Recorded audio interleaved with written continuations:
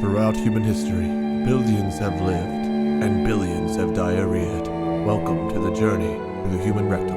It's a story I'm really, really proud of, and I am excited for the world to know that this happened to me. Also, I kind of hope that one specific person hears this and is like, that fucking guy.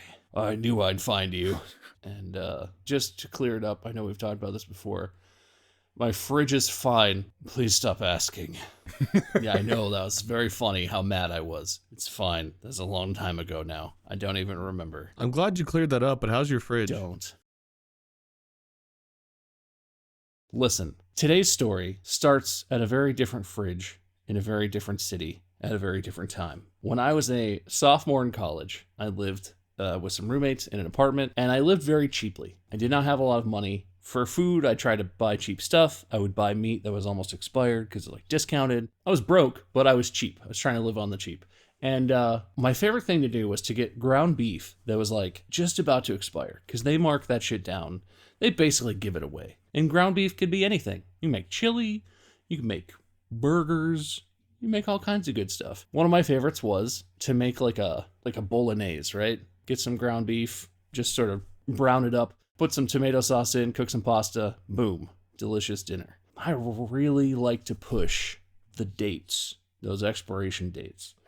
And when I was younger, I didn't understand the idea that stuff could spoil even if it was frozen. Mm-hmm. So what I would, a lot of the times I'd get the almost out of date ground meat and I would freeze it. I'd be like, good, perfect, frozen in time. I still have exactly, I have 2 days left before it expires. And this one time I did that and I like forgot about it. Sometimes you just find stuff like way in the back, underneath. I found this pack of ground meat and I could not remember when it was from. It was all freezer burned, real messed up. And I was like, sweet, it's frozen. Can't possibly have gone bad. I got a big road trip tomorrow, so I need a good dinner tonight. And they'll wake up bright and early and I'll drive over, see my buddies in Indiana at Purdue University. Mm-hmm. And so I made myself some delicious spaghetti bolognese with this ground meat. And as I was cooking it, I had a little bit of a thought where I was like, smells different. It doesn't smell bad. Well, it smells different. That's weird. But that's not going to stop me from enjoying my cheap dinner. And then I was eating it, and I was like, tastes different. Bub. But I don't like where this is I going. ate the whole thing because I needed some delicious, hearty dinner for my big road trip in the morning. It's fine. Ate it up, played some video games, whatever, went to bed, and woke up the next morning bright and early at 10 o'clock, whatever was early for me when I was in college, and hopped in my car and started on my way. It was like a few hour drive from Cincinnati over to where my buddies were at school. And I started, had some tunes on in the car, whatever, cruising on the highway. And if you've ever driven from Cincinnati, through Indianapolis up to, where is Purdue? What is that city called? West Lafayette? Is that a thing? Yeah, that's it. Yeah.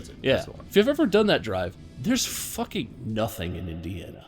There's huge stretches where it's cornfields and nothing. No gas stations, no bush, nothing. Flat fields and a road. That is a lot of the Midwest, though. Even Ohio, if you aren't in one of the major cities, is mostly just flat cornfields. And That's true. There's a lot of that. I've driven from Cincinnati to Iowa a few times. A lot of that drive is kind of like that. There's nothing going on, which is kind of nice. Not a huge deal, unless when you're right in the middle of one of the most desolate stretches of the drive, you start to get a little flippity-floppity action going on in your lower stomach regions. I don't know if you guys have ever had body-shakingly violent diarrhea, but have you ever experienced the start of that? Yeah, I'm sure we all have. You're just sitting there and just something inside of you is just kind of and you just start to get that feeling, right? Mm-hmm. Yeah. Oh, yeah. And I was trying to listen to my body. I was trying to let it tell me what it needed and be a responsible caretaker, but there was nothing. I swear to God, there weren't even exit ramps. It was a straight highway for hundreds of miles that you could not get off of for any reason. I couldn't find a gas station. And I'm sitting here, time is passing, half an hour passes, the flip-flops in my stomach are getting more aggressive. It's feeling like it's wanting to go somewhere, right? It wants out. And I just can't find a gas. I can't find a gas station or anything. A rest stop, nothing. Beads of sweat start forming on my forehead. I'm by myself in the car, but I'm out loud. I'm just like, come on, like pepping myself up, trying to hold it in. It's getting bad. It's getting desperate. I considered pulling off and just running into the ditch on the side of the highway and just seeing what happened, because I don't want to get it inside my car or inside my pants. That would be embarrassing. Yeah.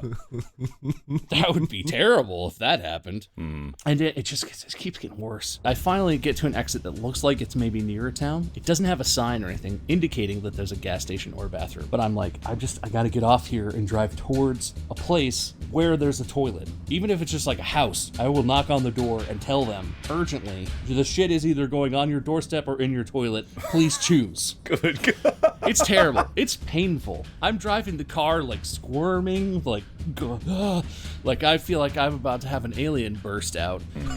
Finally, after I would say about an hour of not finding any place where I could stop, I pull off, I go, there's a little small town not far from the highway, and they have a gas station. And I'm like, yes, fuck, yes, made it. And I'm frantically in this store, in this gas station, just like, where is it? Where is it? Where is it? I don't see one.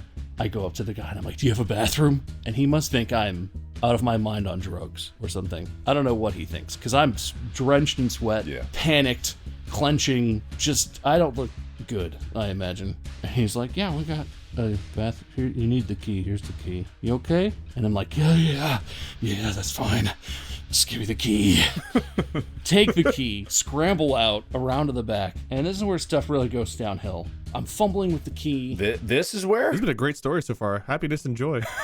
Everything is contained up to this point, but at this moment, I'm approaching the toilet. I'm almost there. The pain in my stomach is just really intense. I get the door open, I get it closed behind myself, and I start like frantically grasping at my belt and everything. And there's an almost beautiful, almost enjoyable moment of release that happens right then. My pants are still fully on, and I'm trying to undo everything and get onto the toilet. And it feels joyous, right? Because finally, the pain is subsiding. Finally, I get to do what I've been wanting to do for an hour, and it's relief. Until I realize that I'm standing in front of the door across the room from where the toilet is with my pants on. And it's bad. The relief quickly turns into absolute horror and a realization that there's not enough one-ply gas station bathroom toilet paper in the entire universe to fix the problem that I have now created for myself. Turns out I was not the one who had the worst part of the problem. I told you, I had the kind of spoiled meat. I had never had frozen meat that really spoiled on me before. This was the worst, probably the worst case of food poisoning I've ever had. I gave it to myself. Thank God I didn't share that food with anyone. But what happened to that bathroom has got to be the most unholy shit that I have ever been a part of. I don't even want to describe it, but like, I had to give the key back to that guy. Like, he's the only one working, right? It's a small town gas station. I had to walk up to that dude after having been in the bathroom for 45 minutes because there was cleaning that was attempted. I had to get myself situated so I could be in public. I left my underwear. They were gone. I never saw those boxers again. They were sacrificed. And I had to walk up to that dude after being in the bathroom, and he knew I was in the bathroom because he gave me the key. And I'm sure he was sitting there just like, man, I hope that dude's not doing some crazy shit in our bathroom. Or something terrible. God. And I just walked up to him on the way out and literally looked him in the eye and gave him the key and just sort of nodded. Couldn't bring myself to say anything and fucking drove off. Wow. I would love to know that reaction that guy had. I can't imagine. I also don't imagine it might have been the worst thing he ever encountered, judging by Wade's experience at UDF, but... I don't know, man. It was everywhere. A demon was purged from me that day. Well, so... I don't want to be too graphic. I gross myself out, but like, it wasn't one movement, right? It wasn't one bowel movement. So like, the first accidental, uncontrollable release with my pants on was really unfortunate and was gross. But there were subsequent moves where I was like, okay, if I move very carefully, I won't have any leakage or seepage. And I get to the toilet, and then it didn't, there's the outside of the toilet, the floor, the wall behind the toilet. What? Then I was trying to clean myself and things, right? So I used the sink and just, I don't know, man.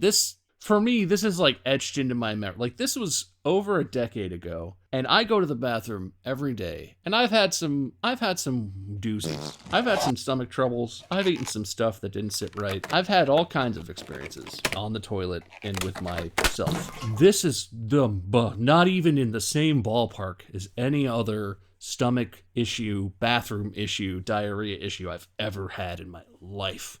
It was like I gave birth to the nastiest, juiciest baby that's ever existed. I don't know, man. There's no way there's people just walking around and going to Jimmy John's and like, whoop, insane food poisoning. Have you never been the guy that walks into the bathroom and like you think you're the only person in there, and you're like standing at the urinal or something, and then like from behind you realize there's one closed stall as you hear like a and it's just like the sound of war in that stall. I've been both of those guys. Yeah. Yeah, it's not that uncommon though, and I don't know about the ladies' room, but the men's room, it always looks like that guy has been in there and destroyed the bathroom. I don't know, maybe I'm underselling it. It was, I could not stop my body from expelling that stuff. I've never experienced that before. Log! I'm an adult, and like, I've been in situations where I couldn't go to the bathroom for hours. And I just sit there, and you're just like, well, it's kind of, this hurts. My stomach really hurts, but I'll be fine. I'll make it to the bath. That was like I was battling a demon, and I lost, and it killed me. And then it put me back together after it scooped out everything within me and placed it on the walls. I walked out of that quick stop bathroom a husk of a human. If you liked the video, support me on my Patreon. Tell your friends about my channel.